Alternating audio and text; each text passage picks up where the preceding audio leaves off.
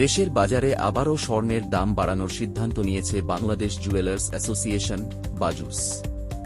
এবার ভরিতে ৪,১৮৮ টাকা বাড়ানো হয়েছে।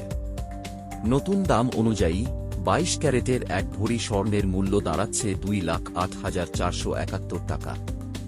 মঙ্গলবার ১১ নভেম্বর রাতে এক বিজ্ঞপ্তিতে এই তথ্য জানিয়েছে বাজুস।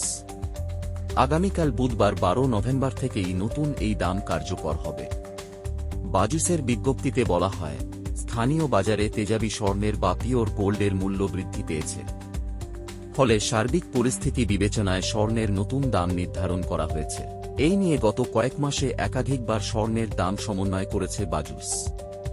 আন্তর্জাতিক বাজারে দামের ওঠানামা এবং ডলারের প্রভাবেই মূলত দেশীয় বাজারে এই পরিবর্তন আনা হচ্ছে বলে জানিয়েছে সংশ্লিষ্টরা।